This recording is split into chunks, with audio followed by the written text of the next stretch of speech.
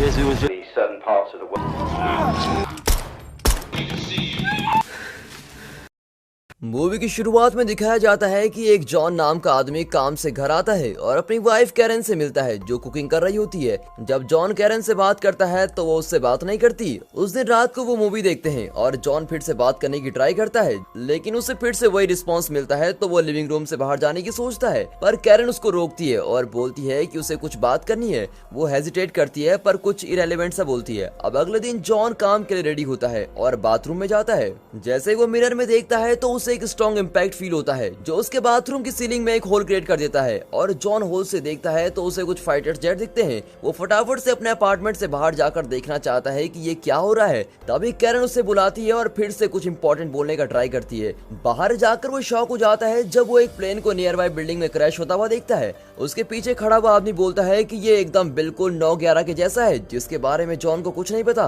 तभी स्ट्रीट पे कुछ डरावना दिखाई देता है। वो फटाफट अपने अपार्टमेंट की तरफ आता है। अब जॉन कैरन को बताता है कि नीचे लोग एक दूसरे को बाइट कर रहे हैं। कैरन कंफ्यूज होकर विंडो से नीचे देखती है और उसे 2 लोग एक आदमी को बाइट करते हुए दिखते हैं। अब उन्हें अपने सर्वाइवल के लिए फोकस करना है क्योंकि उन्होंने कभी ऐसा कुछ होगा सोचा ही नहीं था। अब कैरन और जॉन अपने सर्वाइवल के लिए लिस्ट बनाते हैं कि उनको क्या क्या चाहिए, लेकिन जब वो अपने पास चीजें देखते हैं तो वो सोचते हैं कि हम तो सिर्फ कुछ ही दिन के लिए सर्वाइव कर सकते हैं।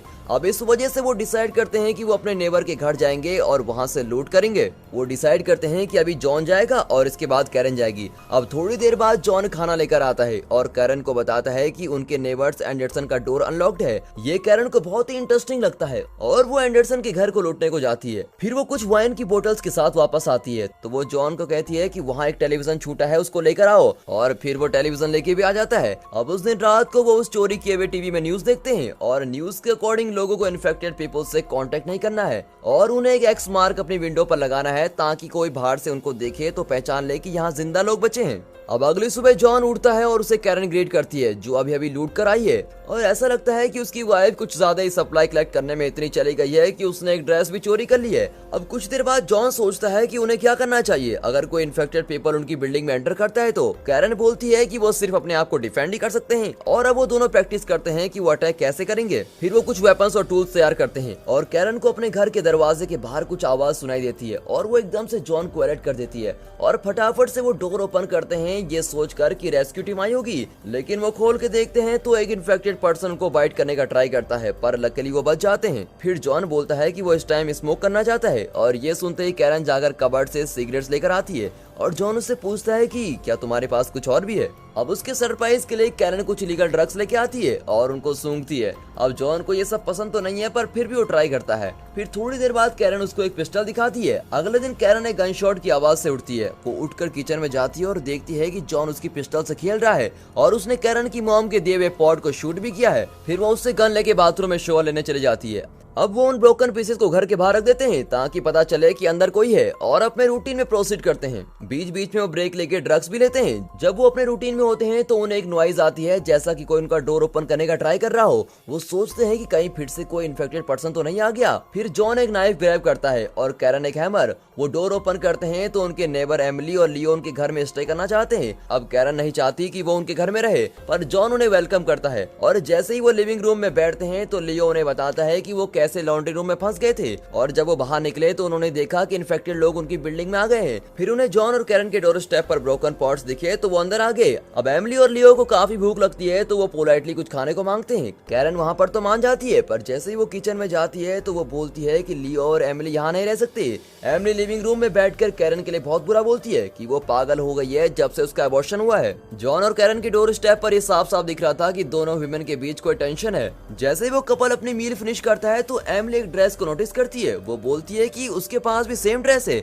और लियो बोलता है कि उनके पास भी सेम टेलीविजन है। और ये सुनते ही कैरन और जॉन एक दूसरे को कुछ ऑकवर्ड तरीके से देखते हैं। अब वो ड्रिंक्स के बाद रेस्ट करने का सोचते हैं। एमिली पूछती है कि वो कहाँ स्टे करें तो कैरन उनको बोलती है तुम्हें फ्लोर पर सोना है। अब एमिली ऑफेंड फील करती है और फिर भी लियो के साथ फ्लोर पर सो जाती है। कैरन फिर अपने नेबर कपल को परेशान करने के लिए रात में एक स्टंट पुल करती है। वो लाउड वॉइसेस निकालती है और प्रिटेंड करती है कि वो इंटेंस टाइम स्पेंड कर रही है जॉन के साथ। अब एमिली भी लियो के ऊपर बैठकर लाउड वॉइसेस निकालती है। फिर कैरन अब जॉन को बोलती है कि वो उसके पीछे से हिट करे, और जब वो करता है तो वो बहुत ही लाउड होता है। अब अगले सुबह वो ब्रेकफास्ट पर मिलते हैं और कैरन उन्हें साफ करने को बोलती है। एमिली को ये पसंद नहीं आता और वो अपने हस्बैंड को उनको मारने को बोलती है। अब थोड़ी देर बाद कैरन और जॉन सोफे पर सो जाते हैं और दूसरा कपल उन्हें स्टेप करने का सोचता है। उनका प्लान फेल हो जाता है क्योंकि कैरन उठकर उनके लिए कुकीज बनाने का सोचती है। उस कपल को नहीं पता कि कैरन को उनकी स्कीम का पता है, तो वो उनकी कुकीज में कुछ मिला देती है। वो 2 टेबल स्पून डालती है, जिसकी वजह से एमिली और लियो शॉक में मर जाते हैं और कैरन और जॉन को गिल्टी फील होता है। फिर वो स्ट्रेस लीव करने के लिए दोबारा ड्रग्स लेते हैं। तभी उन्हें कुछ वियर्ड नॉइज आती है और वो देखते हैं कि लियो फिर से अलाइव है, पर अब वो एक इन्फेक्टेड पर्सन की तरह है और कैरन उसको शूट कर देती है। तभी एमिली भी वहाँ आती है और उसको भी शॉट कर देते हैं। अब उस रात जॉन और कैरन डेड बॉडीज को घर से बाहर कर देते हैं और बेड पर जाने से पहले वो दोबारा ड्रग्स लेते हैं। अब वो सो चुके हैं। तभी बाहर रेस्क्यू टीम आती है, लेकिन वो नोटिस नहीं करते क्योंकि वो गहरी नींद में होते हैं और इसी वजह से वो एस्केप करने की अपॉर्चुनिटी मिस कर देते हैं। अगला दिन वो बाथ टब में रिलैक्सिंग मोमेंट स्पेंड करते हैं और कैरन बोलती है कि वो चाइल्ड अडॉप्ट करना चाहती है अगर वो सरवाइव कर सके तो। अब जॉन एग्री करता है। फिर वो दोनों टर्न बाय टर्न अपनी फीलिंग एक्सप्रेस करते हैं।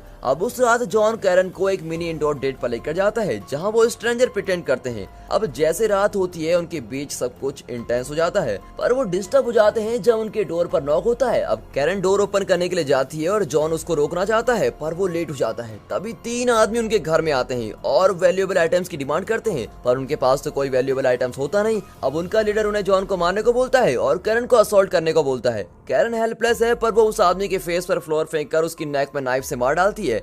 अब बाकी 2 आदमी रूम में एंटर करते हैं। वो अपने साथी को मरा पड़ा देखते हैं, तभी जॉन उनको शूट कर देता है। तब जॉन और कैरन डेड बॉडीज को घर से बाहर निकाल देते हैं। अब उस रात को वो चॉपर्स की आवाज सुनते हैं, पर रेस्क्यू टीम उनको नोटिस नहीं करती। अब वो डिसाइड करते हैं कि वो इन्फेक्टेड लोगों के बीच से भाग कर जाएंगे।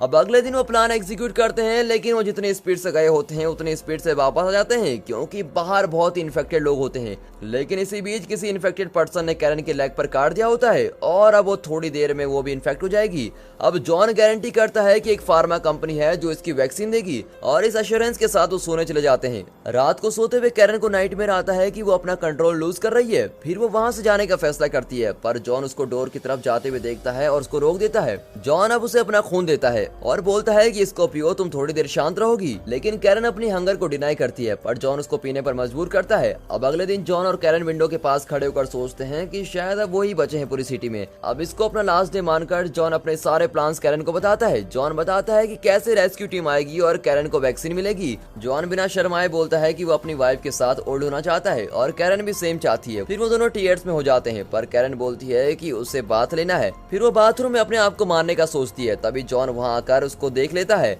और उसको दोबारा एक ब्लड का ग्लास देता है। लेकिन जब तक वो फुली इन्फेक्टेड ना हो जाए, कैरन एक इंटीमेट नाइट शेयर करती है और अपने हस्बैंड के साथ लास्ट टाइम स्पेंड करती है। अब अगले दिन सुबह जॉन बिस्तर में खुद को अकेला देखता है, तो वो बाथरूम की तरफ जाता है और उसे कैरन का नोटिस मिलता है। उस नोटिस में उसने जॉन को बताया होता है कि वो उससे कितना प्यार करती है और उसके डीपेस्ट नाइटमेयर हंगर ने उसके ऊपर टेक ओवर कर लिया। अब इस वजह से वो जॉन को उसकी मिजरी एंड करने को बोलती है और बताती है कि वो नर्सरी में है। फिर जॉन अपने टूटे हुए दिल के साथ नर्सरी की तरफ जाता है और देखता है कि कैरन ने खुद को चेन से टाई अप कर लिया है। अब सैडली वो फुली इन्फेक्टेड है और कोई भी रास्ता नहीं है उसको बचाने का। अब जॉन पिस्टल को अपनी वाइफ की हेड की तरफ एम करता है। ट्रिगर पुल करने से पहले कैरन अपनी डेड आई से उसकी तरफ देखती है और वो माफी मांगता है। तभी कोई डोर ब्रेक करता है और रेस्क्यू टीम आती है। वो प्लेस को सर्च करते हैं कि कोई सर्वाइवर ना हो और उन्हें नर्सरी मिल जाती है। उनको शॉक तब लग जाता है जब वो जॉन और कैरन दोनों को इन्फेक्टेड देखते हैं और दोनों को वॉल से चेन देखते हैं। अब रेस्क्यूअर सोचते हैं कि उनके हैंड एक साथ टैप्ड क्यों हैं और कमांडर शॉक होकर बोलता है कि यही तो प्यार है। अब रेस्क्यूअर्स डिसाइड करते हैं कि वो दोनों को शूट कर देंगे। आखिर में जॉन अपने प्यार को नहीं मारता और उसके साथ खुद भी मरने को तैयार हो जाता है। आपको ये मूवी कैसे लगी कमेंट करके जरूर बताइएगा और अगर वीडियो पसंद आई हो तो वीडियो को एक लाइक और चैनल को सब्सक्राइब जरूर करें। And finally thanks for watching.